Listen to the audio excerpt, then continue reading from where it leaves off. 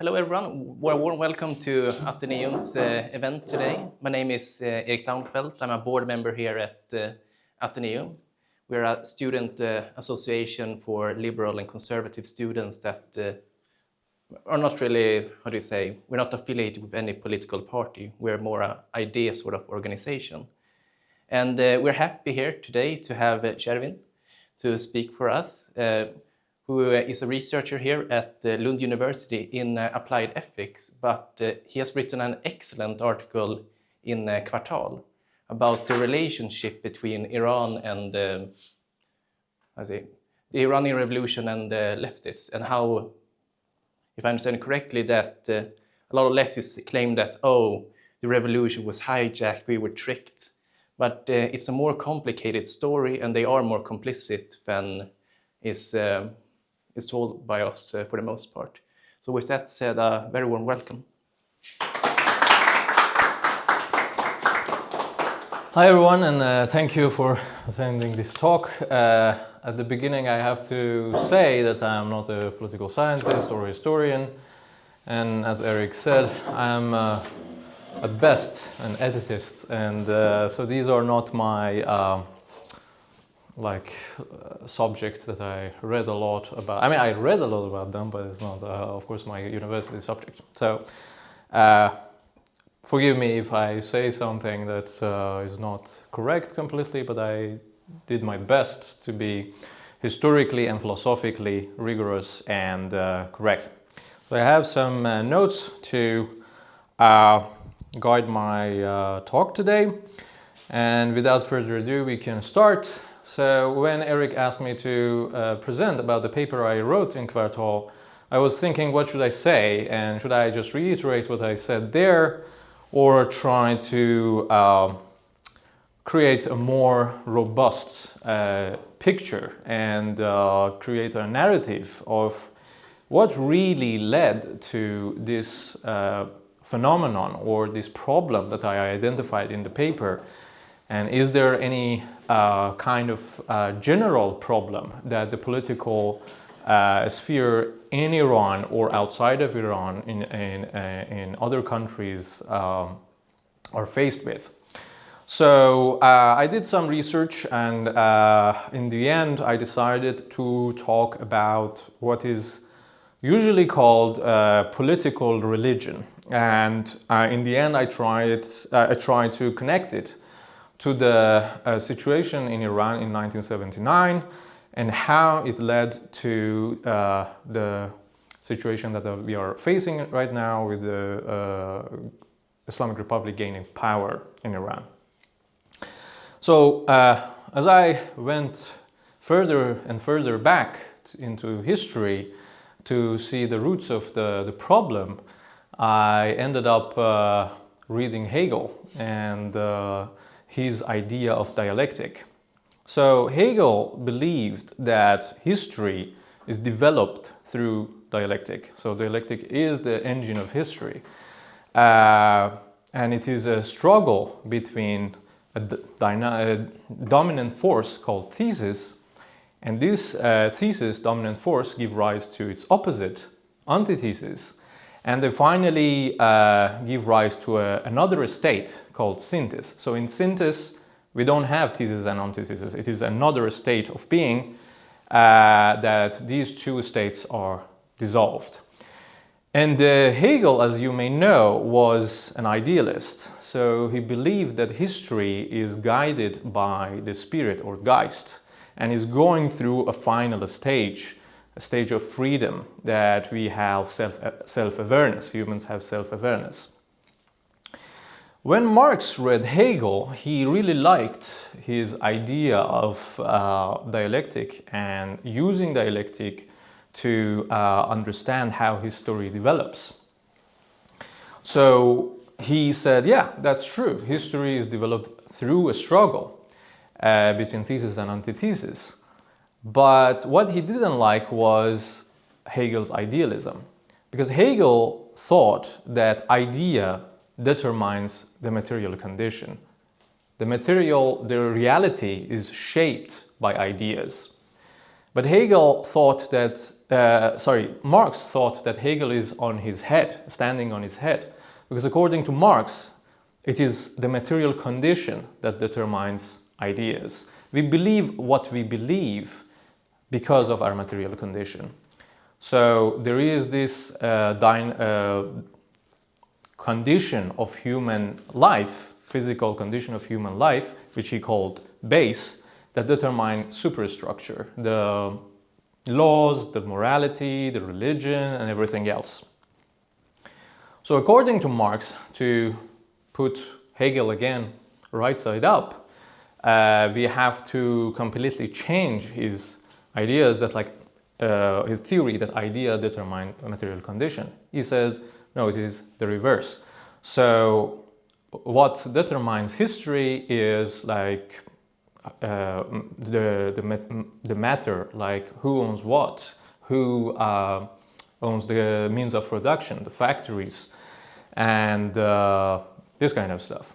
So he characterized the struggle as the struggle between economic classes. So at the one side we have the bourgeois, and these bourgeois wants to create wealth. So they make factories and then hire workers. And in this way, the thesis, the bourgeois class, give rise to its antithesis, the working class, proletariat. And these two are inherently in clash with each other because bourgeois wants to maximize their profit and the proletariat wants a better living condition. And in the end, what happens in the end of this struggle is a classless society. So the synthesis would be a classless society. And Marx thought that this is inevitability. So he didn't provide his theory as a moral theory. He didn't provide his theory as this should be done. According to him, the structure of capitalism finally leads to its own downfall. So, again, he was not at all in favor of using moral language to bringing about the classless society. According to him, it was even a waste of time. Again, because he believed that our ideas are determined by our material condition. He even attacked morality and religion. He thought that morality and our concepts of fairness and justice are just built by this kind of bourgeois ruling class to just maintain the structure of capitalistic society. So he provided us with a secular, according to him, scientific theory of history that capitalist or bourgeois relentless pursuit of profit will in the end give rise to his downfall, basically. And the problem here is that although Marx presents himself as a scientific theorist and his view as scientific materialism, his book is full of moral language. He relentlessly condemns capitalist society, although he says that, hey, I'm presenting an objective scientific theory of history. But for example, the way he defined capital is like this. Capital is dead labor, which vampire-like lives only by sucking living labor and lives more the more labor it sucks. So he keep calling the bourgeois as parasite, as people who exploit the workers, urge the workers to unite and seize the means of production. On the other hand, he calls himself a scientific materialist, and it seems to be a contradiction in his view. And this contradiction actually led to the creation of what a lot of thinkers call political religion. So by the early 1900s, the revolution and the downfall of capitalism that Marx predicted did not materialize.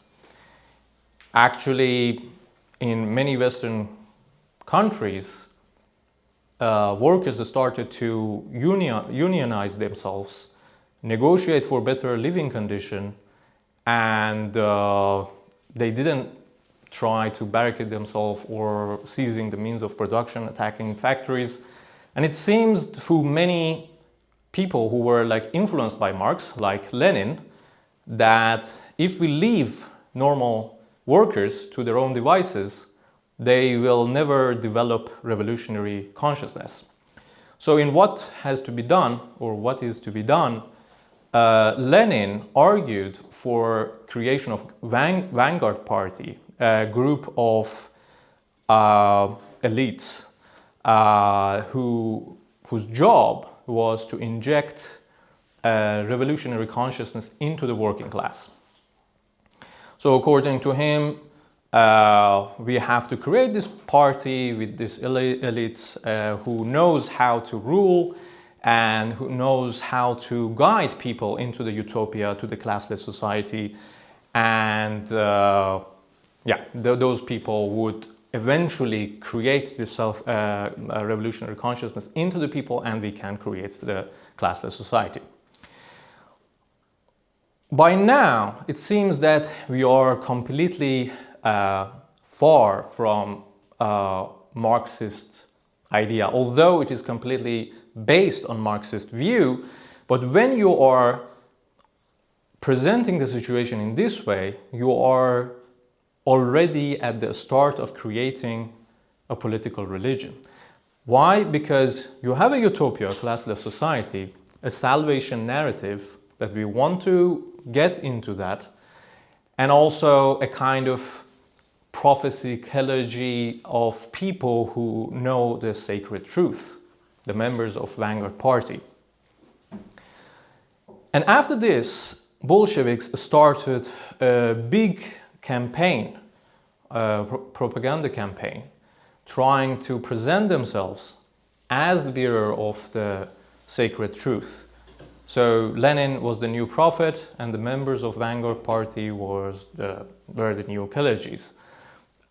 And they tried to vilify the bourgeois, or what I think they called kulaks, the peasant who were landowners, as the oppressors, as the evil. And the normal peasants in Russia who were suffering under the Tsarist regime as the noble human being. So they created also this kind of cosmic battle between good and evil. So if you're a worker, if you are under having a very bad living condition, you are the good guy, and everyone who has a land or has any kind of means of production, they are the evil.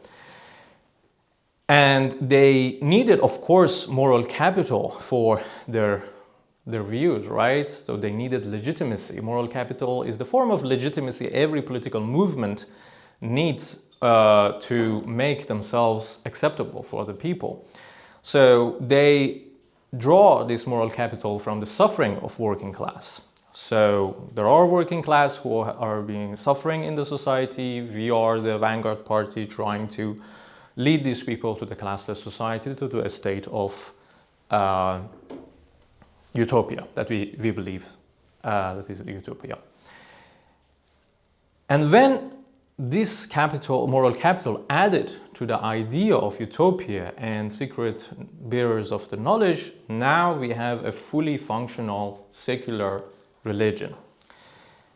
But the problem is that when you have this secular religion, you can not tolerate competition. So you have to get rid of traditional religion, because traditional religion also provides a salvation narrative, a salvation that comes after death, right? So what happens is that normally if a religion wants to become dominant, they try to just get rid of other religions. And this is what exactly Bolsheviks did. So they confiscated church lands, They killed or exiled the priests, and they started also to create red christening and red weddings. They mummified Lenin's body and put it into a mausoleum, creating a shrine. And they made a League of Militant Atheists to just mock the traditional religious beliefs, and also like provide the scientific socialism or historical materialism, like Marxist view, as the new gospel.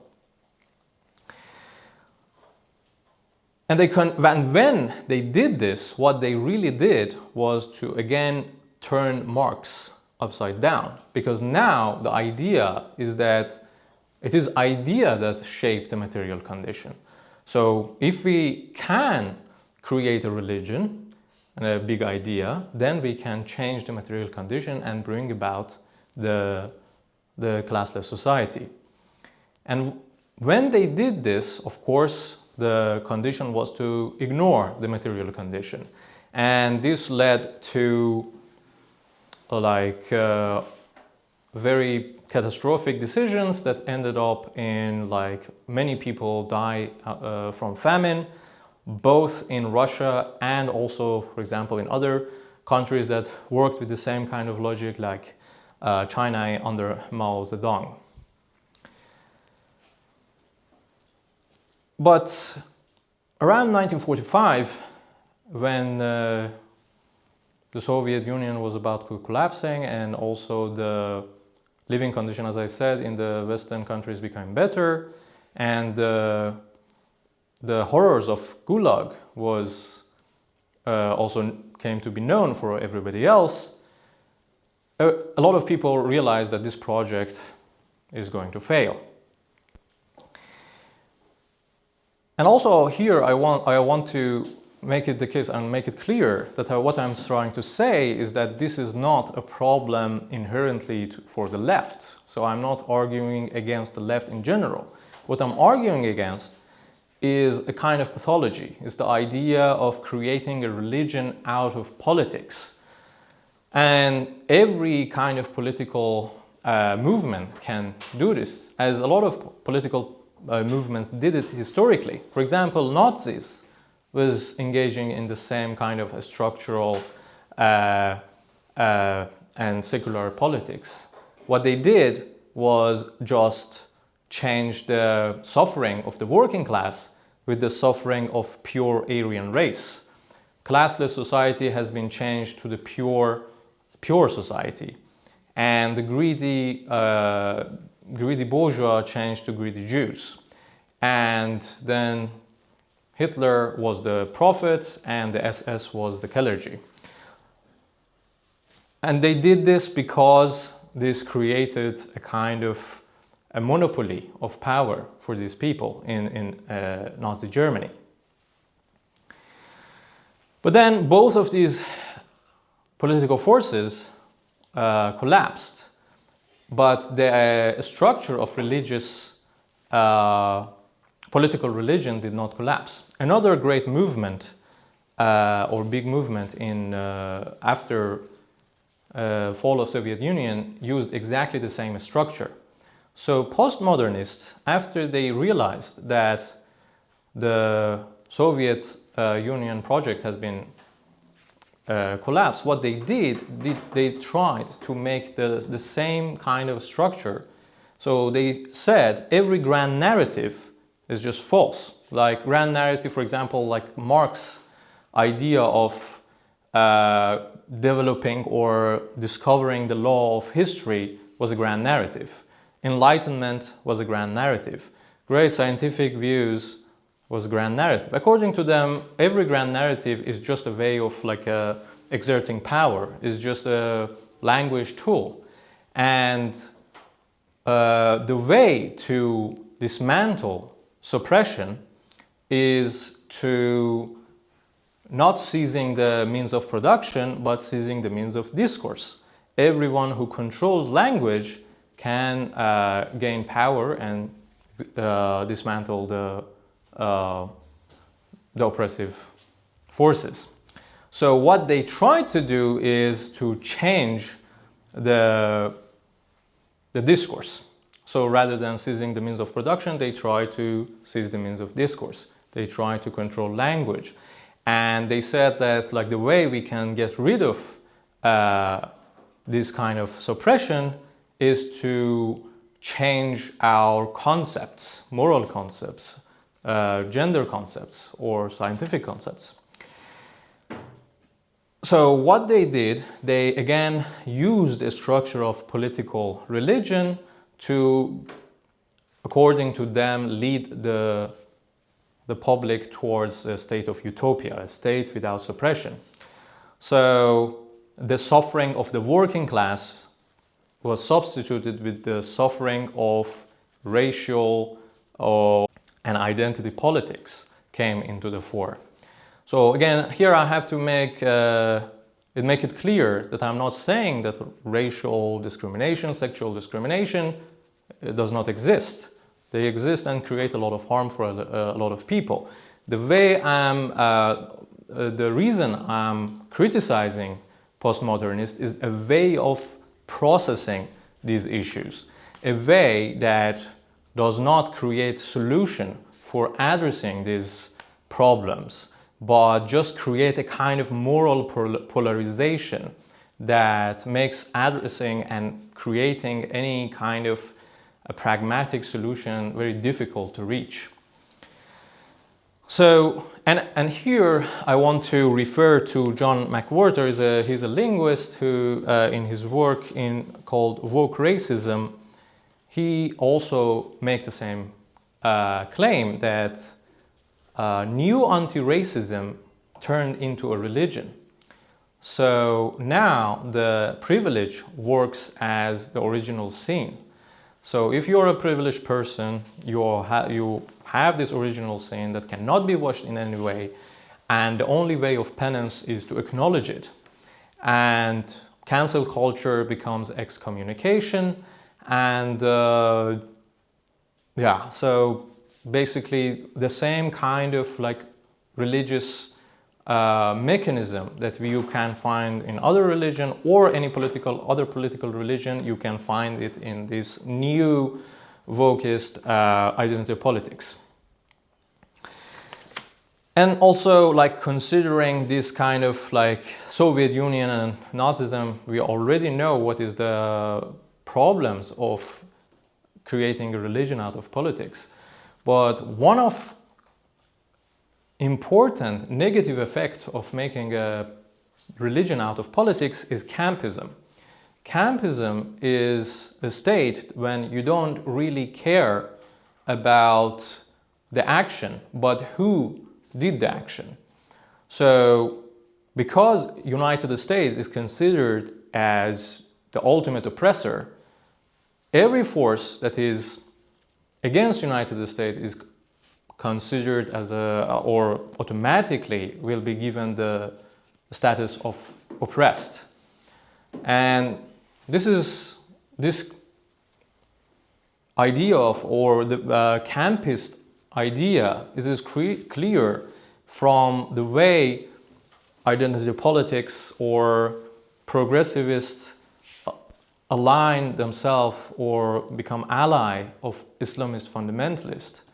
So it is not important that Hezbollah, Hamas, or Islamic Republic, how they treat women or minorities or dissidents. It is only important that in the general geopolitical map, they are against what is considered imperialist forces.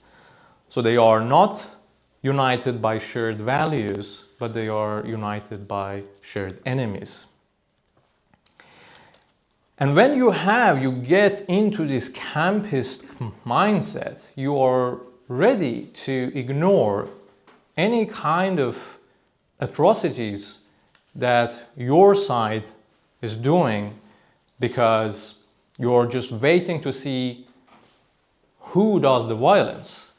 If your side does the violence, it is a justified aggression, it's self-defense. If the other side does it, it is a profane act, it's a violence. And now to connect this to the article in Kvartal, I believe the same thing happened in the Iranian Revolution in 1979. Because in the last months of the king reign, he put Shahpur Bakhtiar as his prime minister. And Shahpur Bakhtiar was a lifelong socialist. He spent many years in Shah's prison. He was by any means opponent of the Shah. But when Shah offered him to be the prime minister and make changes in the political system, he accepted it, and he started to make a lot of good political changes. So what he did was to completely erase Savak, the secret police, also free all the political prisoners, also promising free election and perfect plan for reaching to the democracy.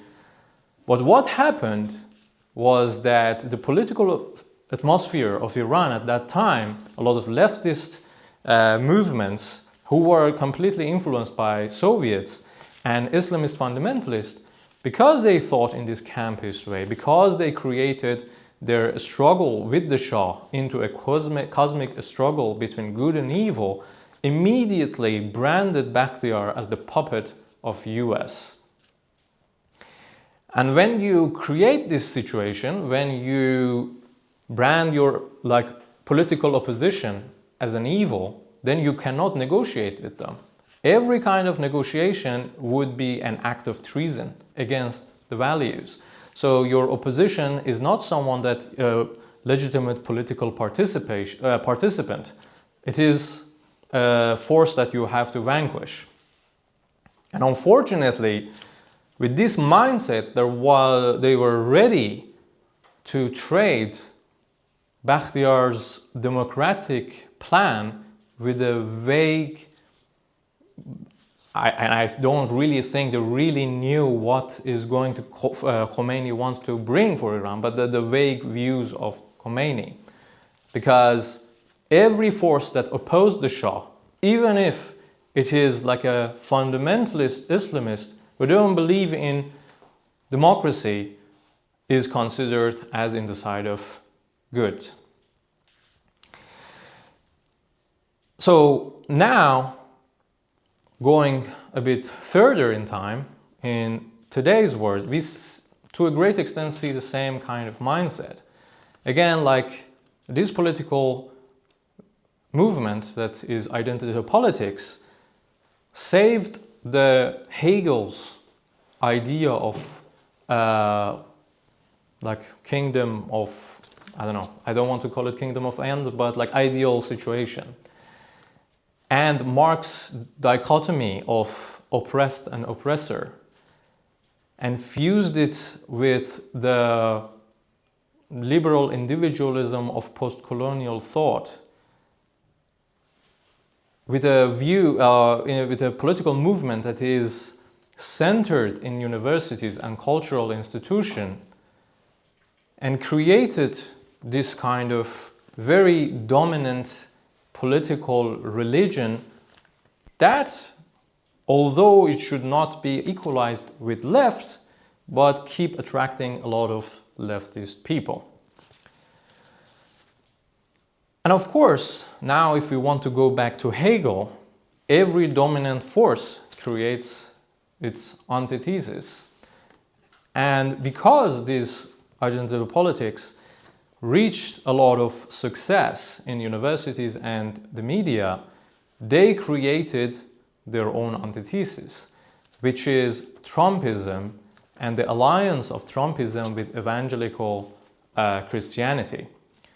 Now, maybe 10 years ago, if you said that like a casino magnate 2 times divorced who get into a quarrel with the Pope become the icon of the evangelical Christianity, probably people would laugh at you. But this alliance again, is not about shared values. It is about shared enemy. The shared enemy of identity politics, who wants correct views, who wants correct way of using language according to them. And this creates the polarization.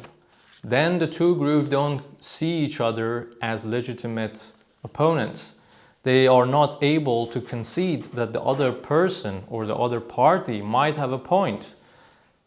The other party is evil and we are the good guys, and the only way to deal with the situation is to just get rid of them, right? I mean, not in the maybe literal sense, but just defeat them.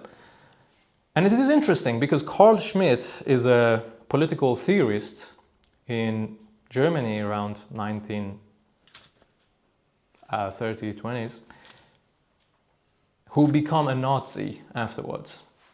And he says the same thing. Like he says, the politics is about finding enemies and friends. So according to him, in every aspect of human life, we have to make distinctions. So in morality, it is about good and evil. In aesthetic is about ugly and beautiful. In economy is about profitable and non-profitable. And in politics is about finding friends and enemies. And it is not important if you are right or wrong. What is important is that the enemy is an existential threat for your way of life. So you just find friends and enemy and just get rid of your enemy. And this is the kind of pathology that I wanted to read about, and I think I just try to talk about it today. And it's very interesting for me to know what you think. If I have time, I want to just add a little thing more about the campist thinking, because like one thing that I was like have been very interested was that how normal people can completely ignore atrocities in favor of their political agenda. So for example, how can people see that 42,000 people died in 2 days in Iran, not just died, but massacred by Islamic Republic, and just be quiet about it, or just say, okay, I have no view about it. The people who consider themselves as activists, human rights activists. And I think the answer is in what Emil Durkheim called collective effervescence. And according to him, when a group of people gather together with the shared aim and shared actions, the collective aim gain a lot of energy. And this energy becomes so strong that it sucks up the identity of the individual and their conscience. So then the objective becomes sacred. And when the objective became sacred, any individual conscious or any individual way of thinking would also be sucked up into the sacred, the importance of the sacred. So now you're able to consider every atrocity as a sacrifice for reaching to the sacred. So a lot of Soviets were ready to accept the death of millions of people for reaching to the level or the state of classless society. A lot of Nazis, maybe normal people, were ready to see the elimination of a ethnicity, group of people, race, just to reach a pure society. And the same, I think, happens in the case of Iran right now and the situation there. A lot of people are ready to ignore this kind of atrocities just to be able to see a society in the future that there is no basically suppression in it. So thank you very much. I think that was all I wanted to say, and I would be happy to hear your questions. Thank you.